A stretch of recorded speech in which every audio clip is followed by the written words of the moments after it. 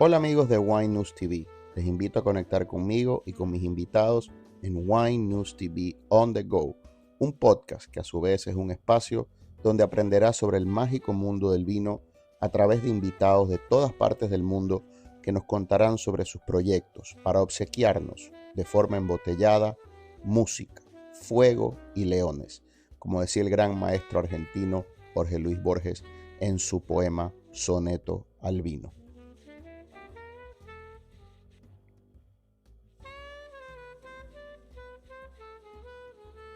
Wine News TV llega a ustedes gracias a Aerionet, nuestro aliado en velocidad y confiabilidad. Gracias a ellos, cada episodio y cada contenido que subo en las redes fluye sin interrupciones. Sube rapidísimo. Si tú también quieres un internet que no te falle, llama al 787-273-4143. Entra a aerionetpr.com o búscalos en redes como @aerionetpr. Vamos arriba.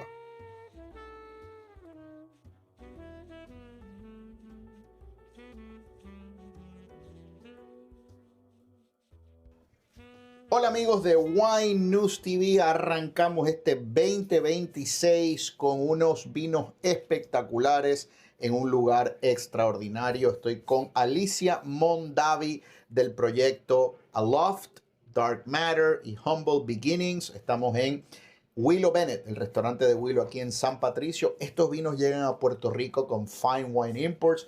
Alycia es la sobrina nieta de Robert Mondavi. And you're the granddaughter of Peter or Tim?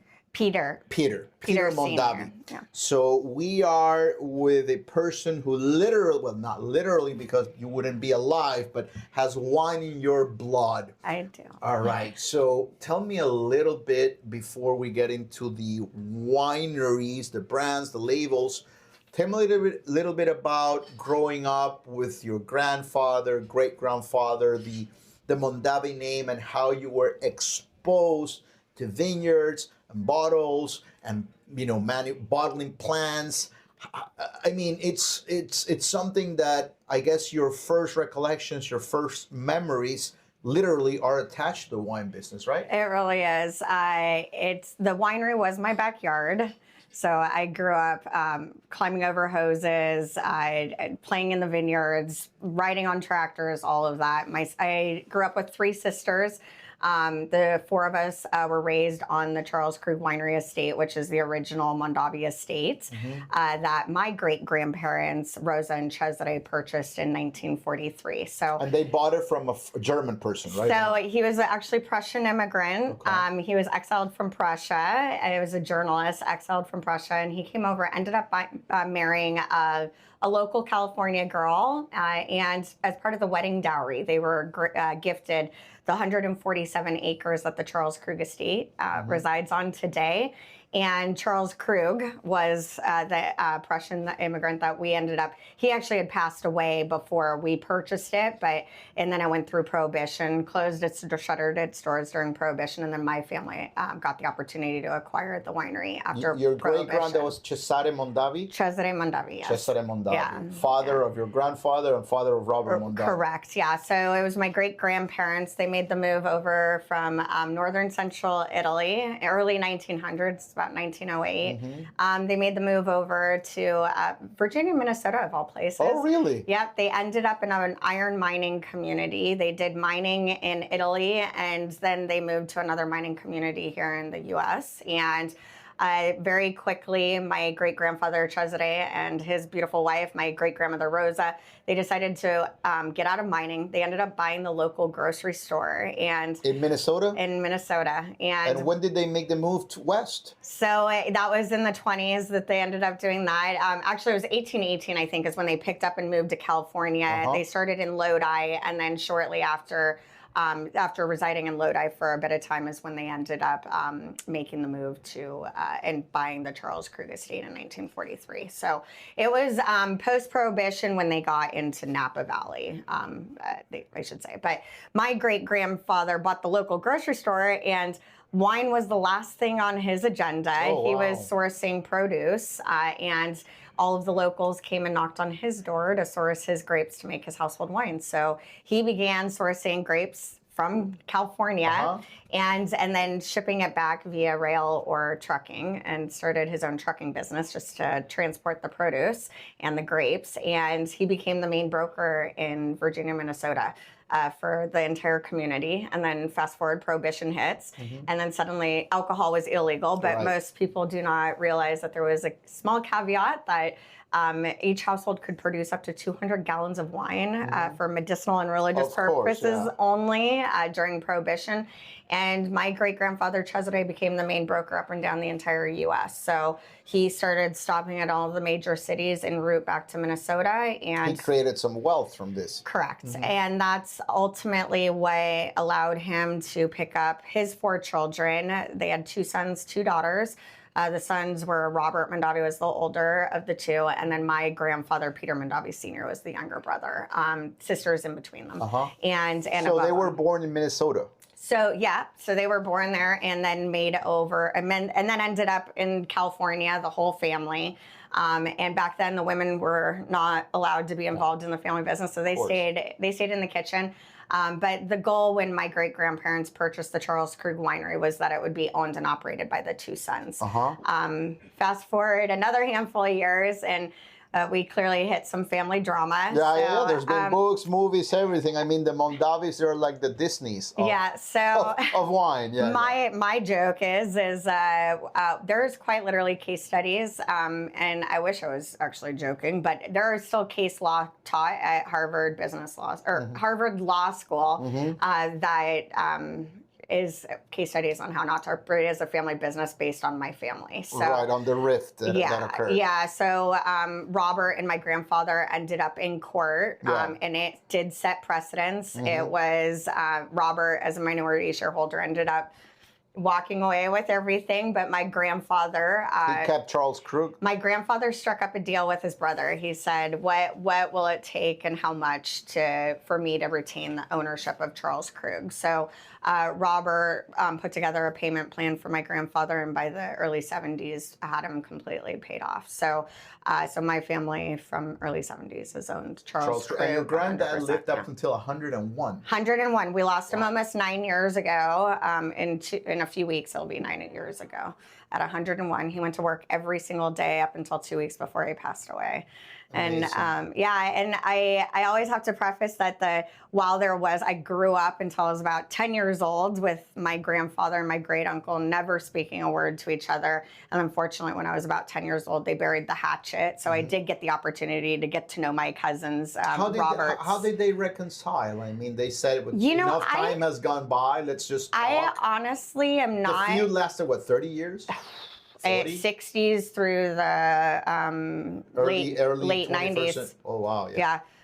So honestly, I'm not entirely sure what prompted. Go by the book. By the book, right? Actually, the book's got some misinformation in there, so I wouldn't even recommend it. But but anyways, I don't know what prompted the reconciliation, but we did witness them having lunches on a weekly basis and a monthly basis, and so they did seal that. And they had a chance to both share some time in their golden years. Yeah, they did. And they put together an auction lot and did a joint wine project together as well. That was the one and only time after the feud that they ever made wine together again. But they did it as it came together for a charity event and made a beautiful blend. And then your dad, was he also involved in the wine business very early on? Yeah, so my father, from a teenager on, same kind of upbringing as myself, grew up in the wine business, raised basically on the Charles Krug estate.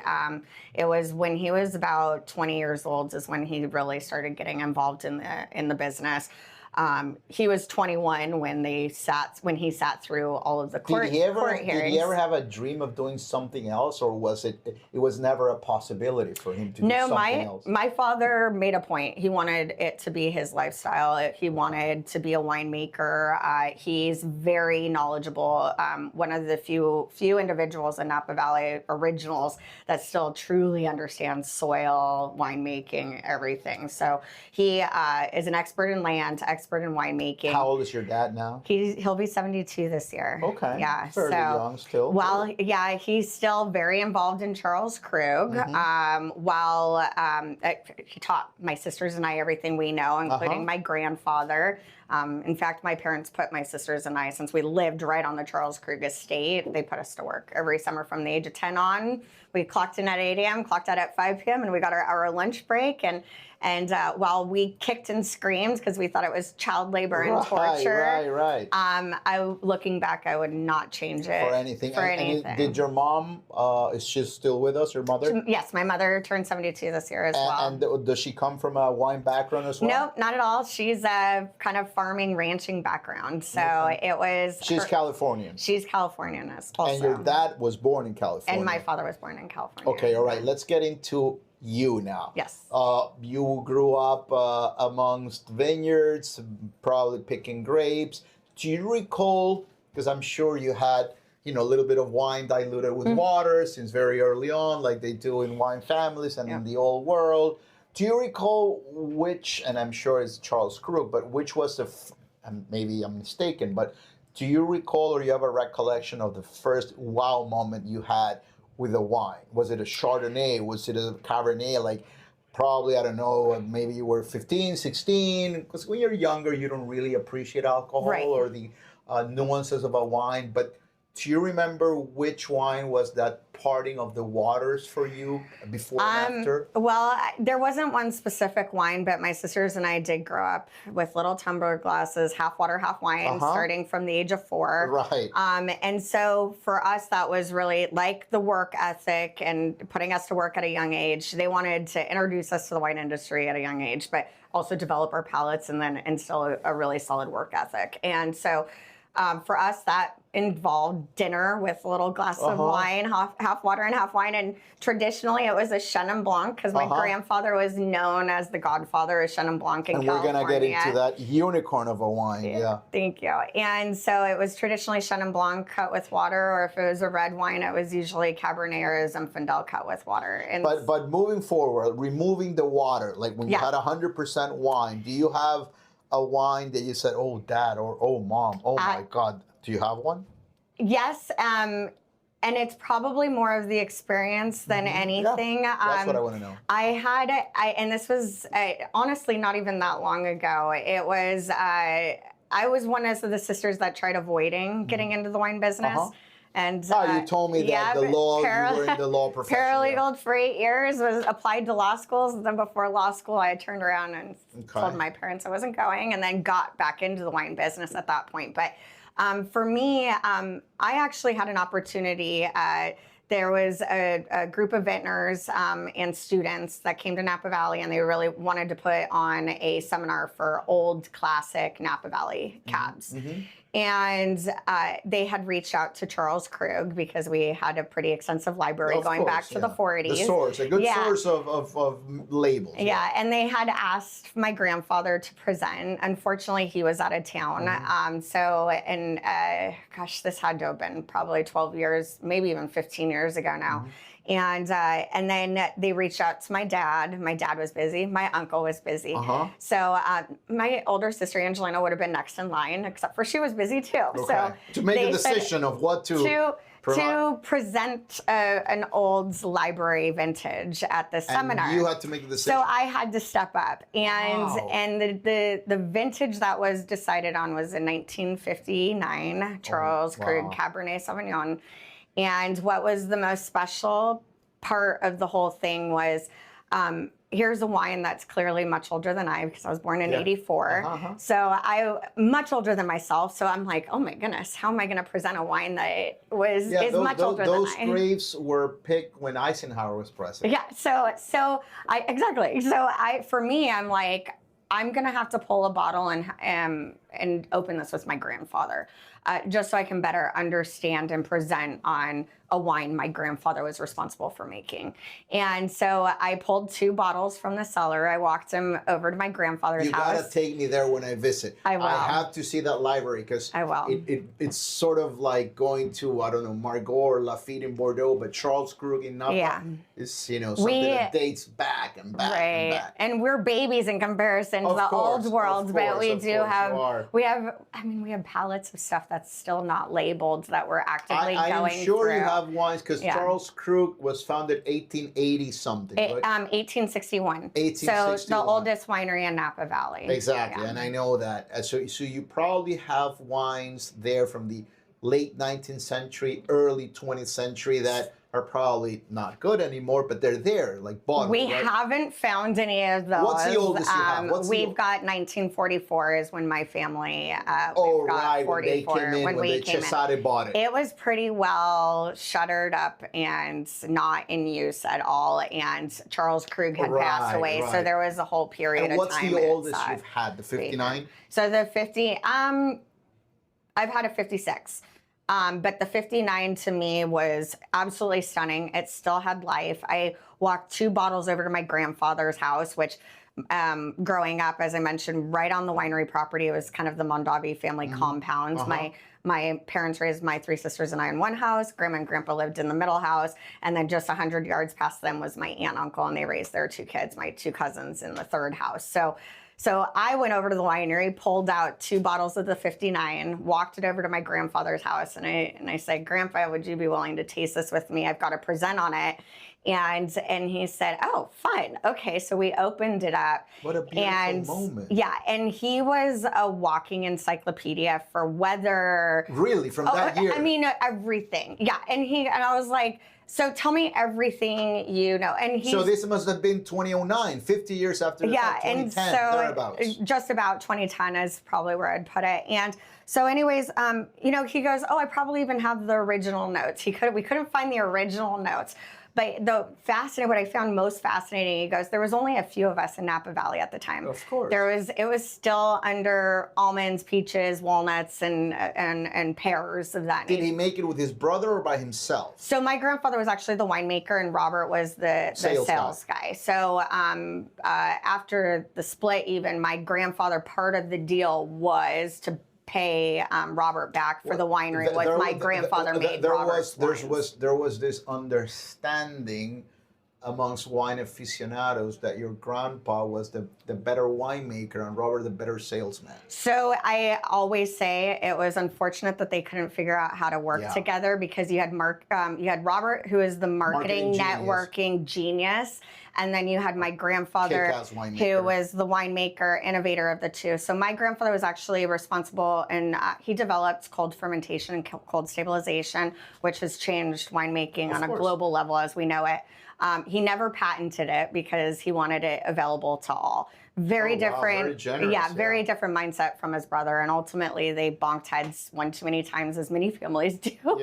And so it ended up in court, went in Robert's favor, but my grandfather was smart enough to negotiate a deal to buy back the winery. And now you have, is the family the oldest winery in California? It's the oldest winery, not quite the oldest in California. So we've got Buena Vista by 1 year. That's from John Charles Boisset. 1860. Yeah, he's fun. Yeah. And the character. Yeah, he is. And a great addition to the valley too.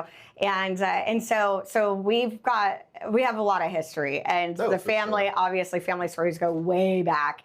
And so for those listening, you do have a visitor center, hospitality. For those listening, Charles Krug Winery is available for visits. You can learn about the history of the region and of the Mondavi family. You'll get more family stories. We have family running around property. We have the 5th generation running around on property as well. So if anybody comes to visit us at Charles Krug, you'll likely run into my sister that runs the hospitality center there, and my older sister Angelina, our winemaker of 15 years, actually just retired before harvest in last year, 2025.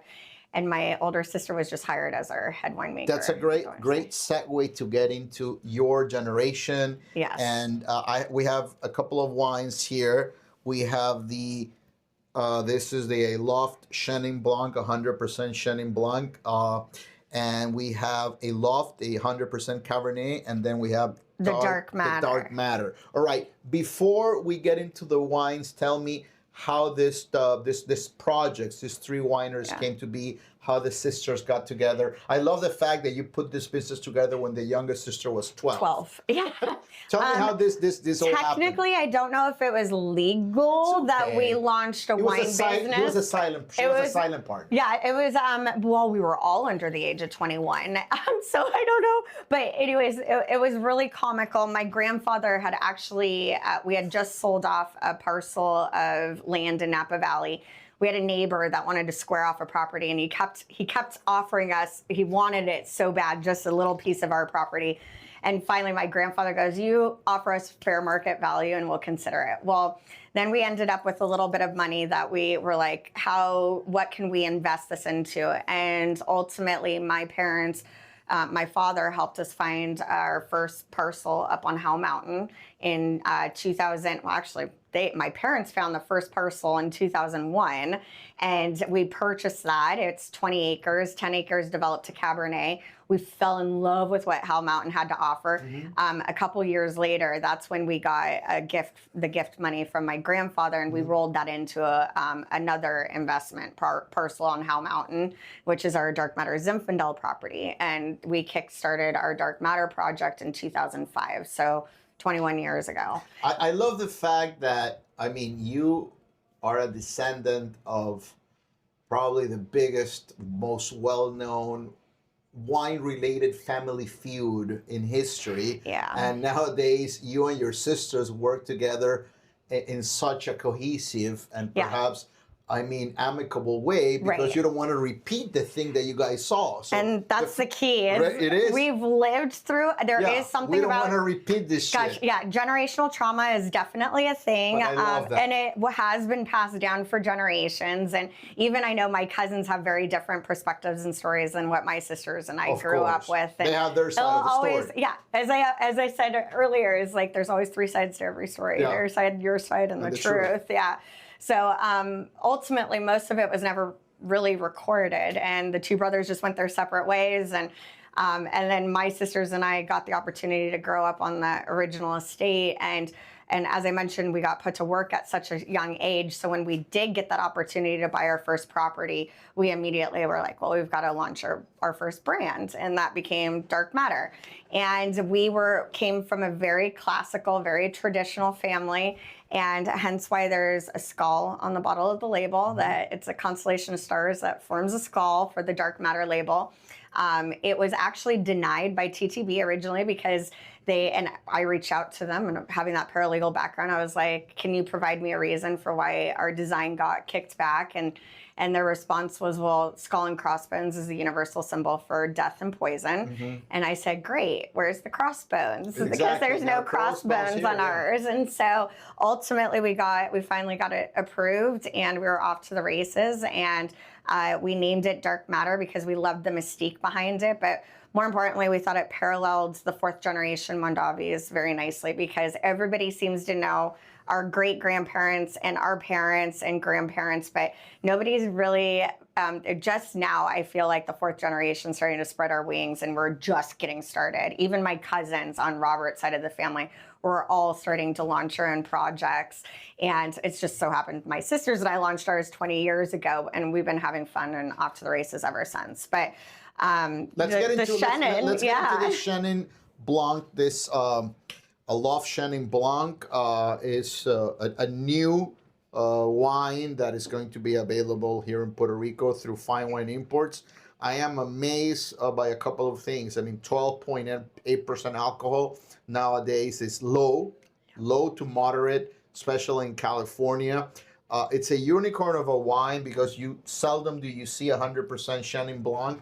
And this is from a vineyard that's 80-something years old? 87 years old is what they're estimating it. So this wine, of all the wines in our portfolio, probably has one of the more unique serendipitous stories behind it.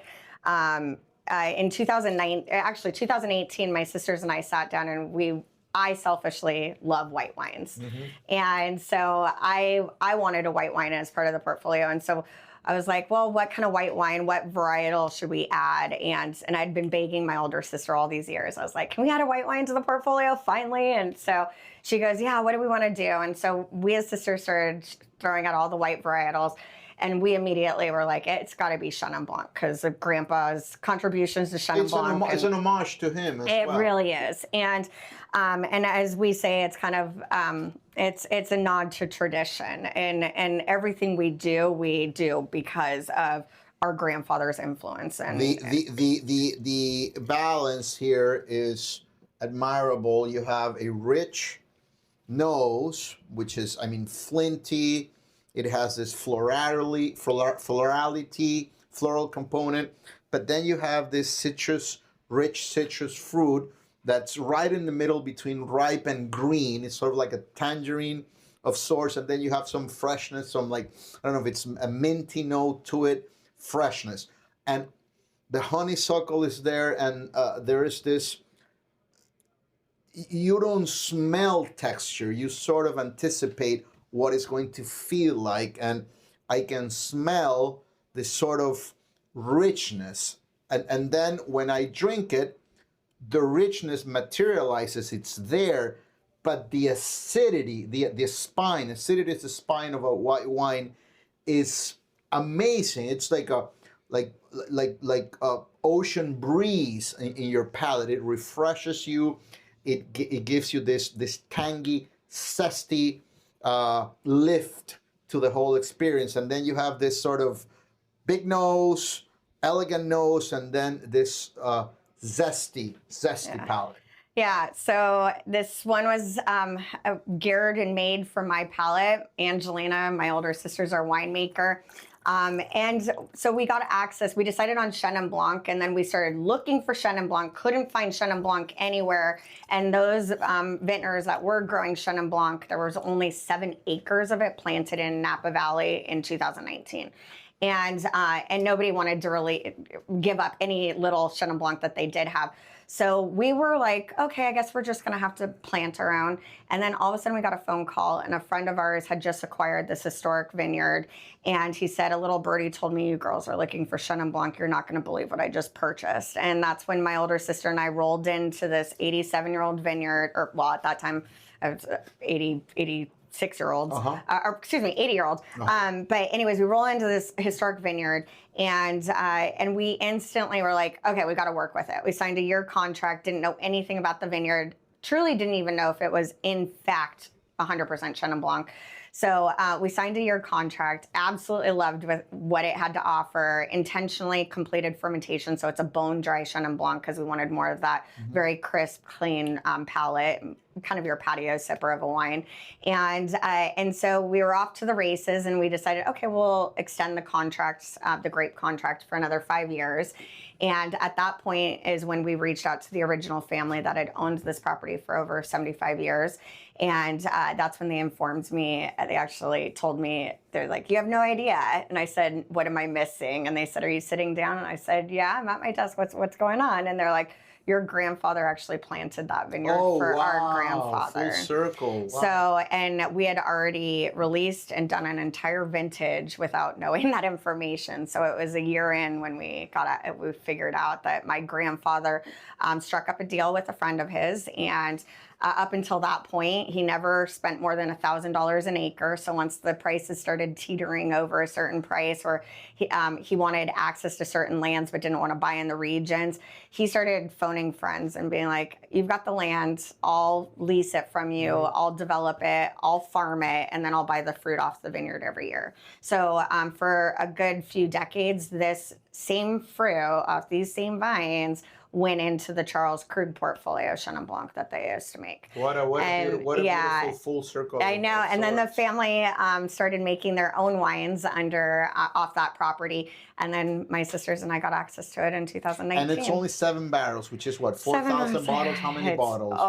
I don't do the math on bottles. It's cases. It's anywhere from 120 to 135 cases on an annual. It's delicious. And it's sort of a curveball because 12.4, I mean, patio, pool, casual, but the nose is rich. I mean, Yeah. I would have thought had I not seen the back label that there was more alcohol here, and that's beautiful that you have this richness with a lower sort of steer So alcohol. my older sister, she's naturally very talented at winemaking. She opts to pick this a little earlier. There's another vintner that does buy off the same property and makes a very, very different Chenin Blanc than we do stylistically, but it's also beautiful.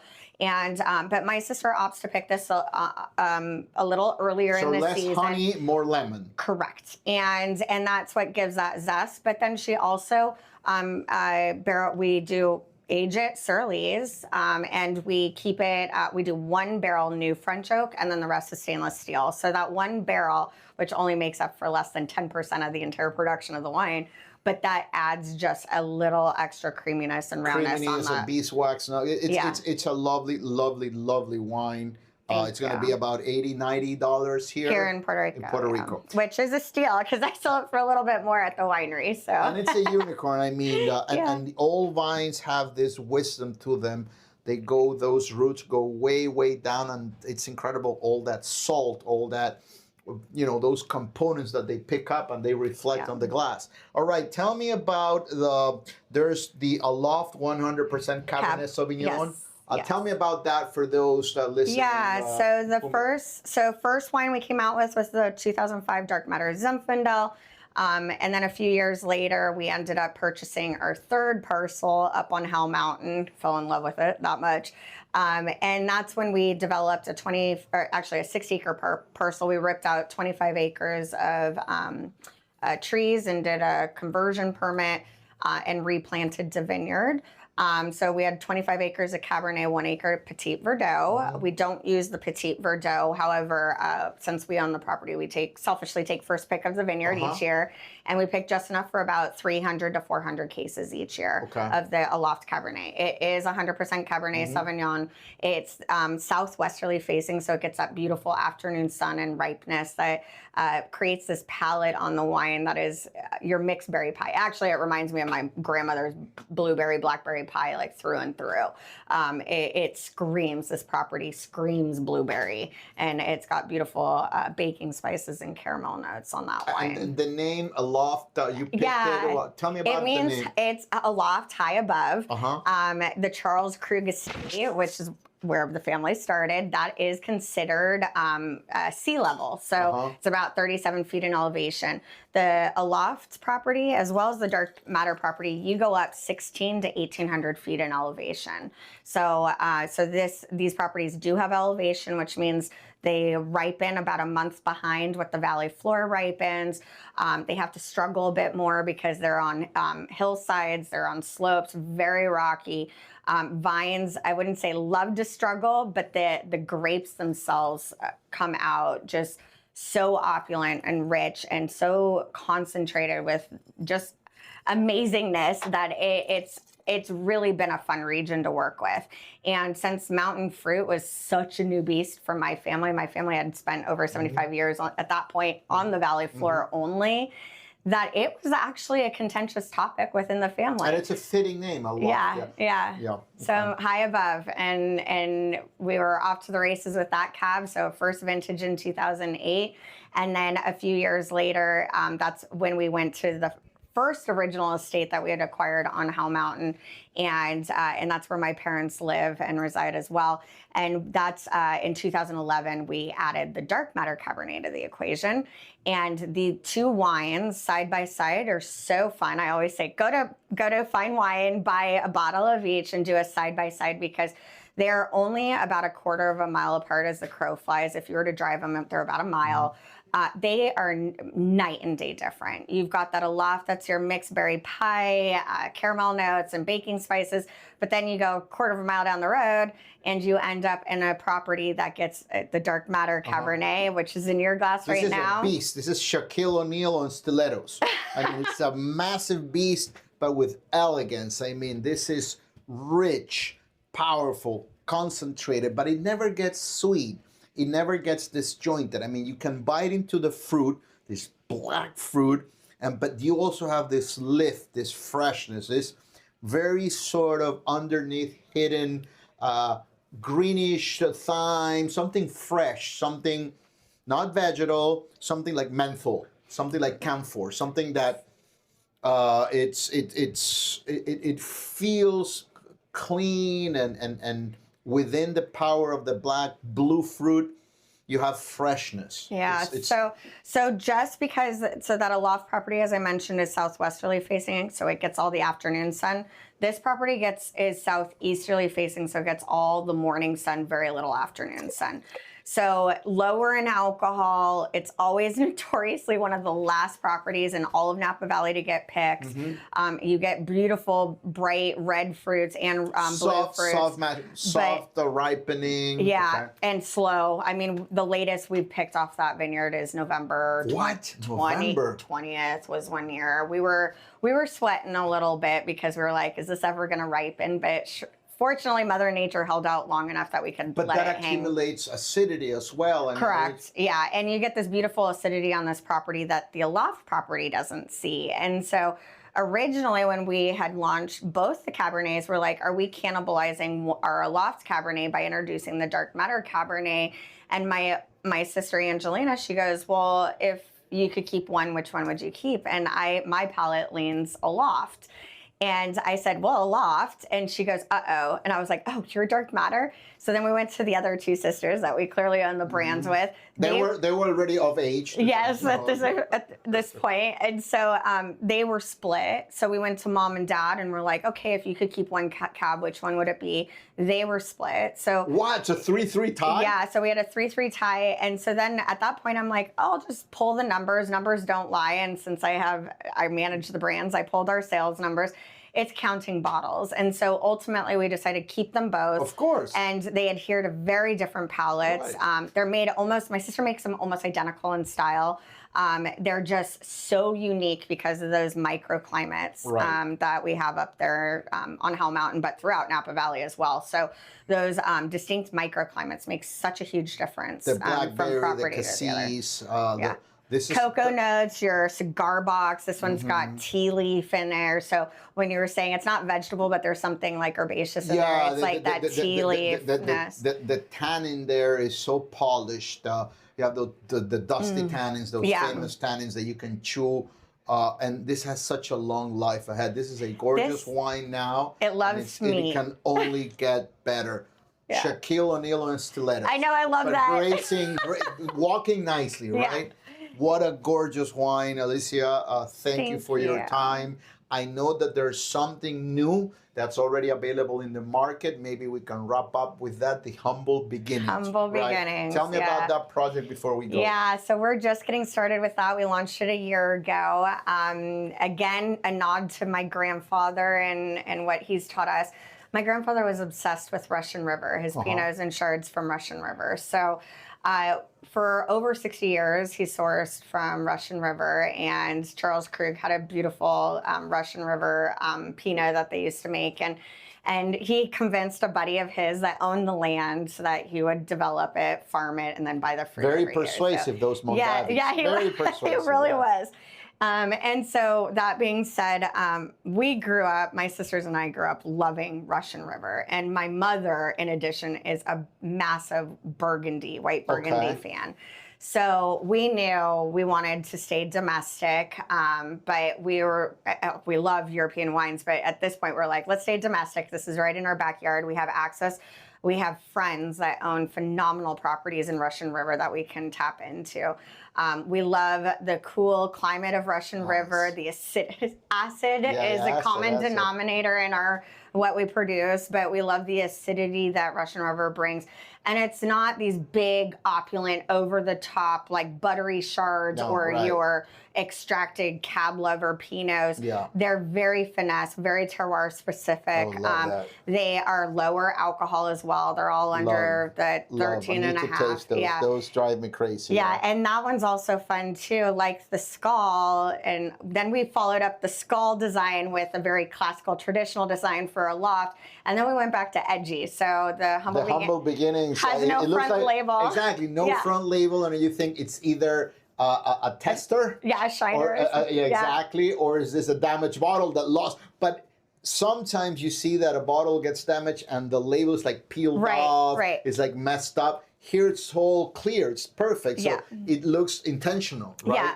So it is intentional, and we've gotten a little carried away in our industry.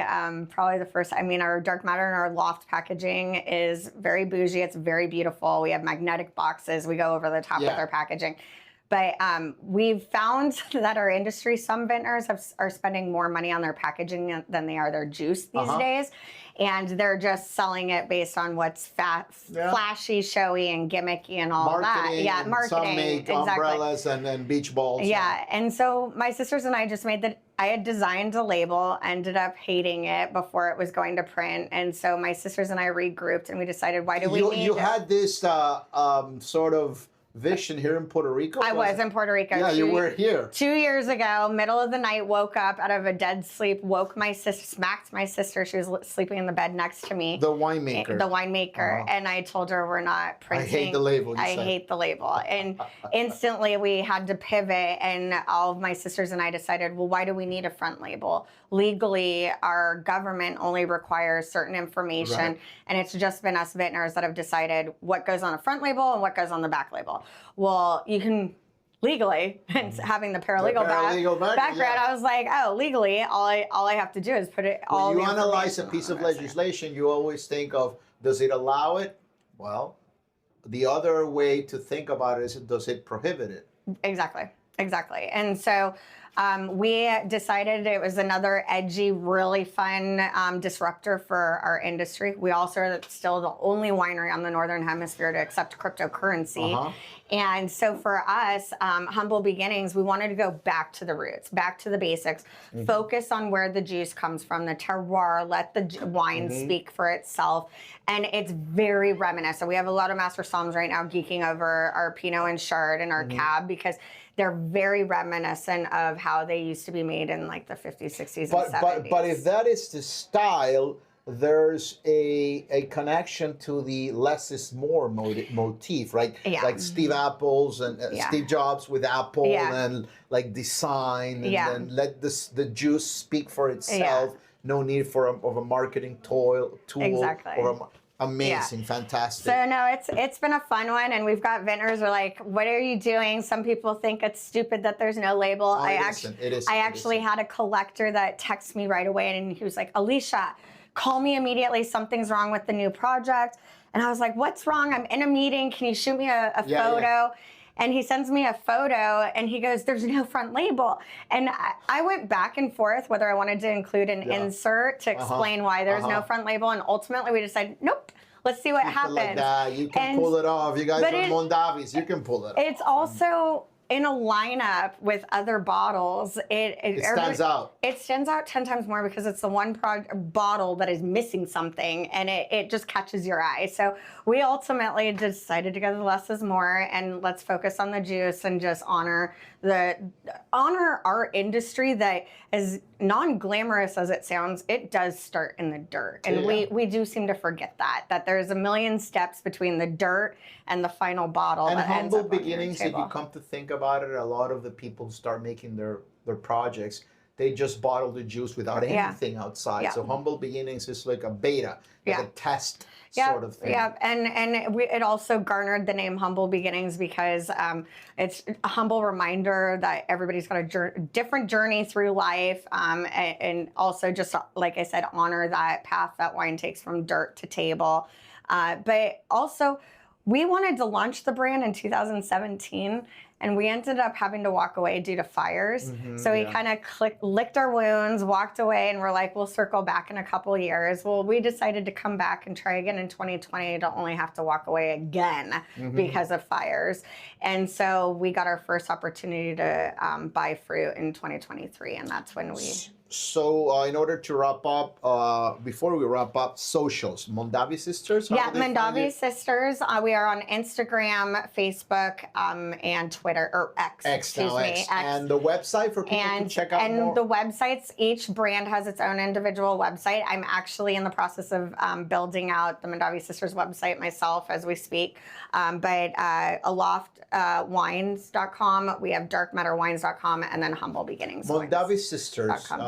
love the ring, love the name, maybe like a reality TV show in the future, how you make wine, like Desperate Housewives or of Salt Lake City, stuff like We've been pitched more times than we can count. It'd be awesome. We're quite private. Of course.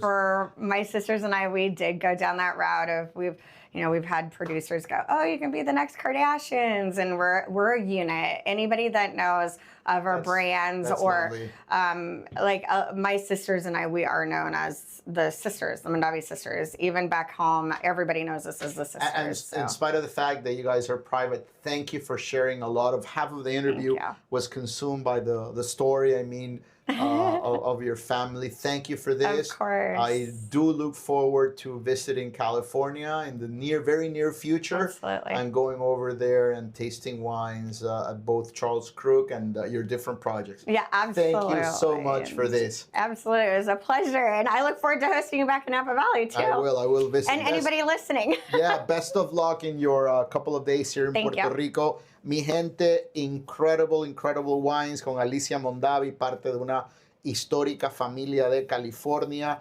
y por supuesto ahora haciendo su propio camino con sus hermanas, unos proyectos que consiguen aquí en Puerto Rico con Fine Wine Imports. Recuerden descubrir estos vinos, suscribirse al podcast, compartir esto con quien usted entienda le pueda dar uso. Gracias por su sintonía. Nos vemos en una próxima entrevista. Adiós. Bye bye. Este fue el episodio de hoy. Recuerda dejarnos una reseña para que nos ayudes a crecer, suscribirte y recomendarnos con tus amigos amantes del vino. No importa cuán avanzado estés en el recorrido de enamorarte de aquello que decían sobre el vino. Son uvas transformadas en poesía. Aquí hay espacio para todos. Salud y como siempre, dale share.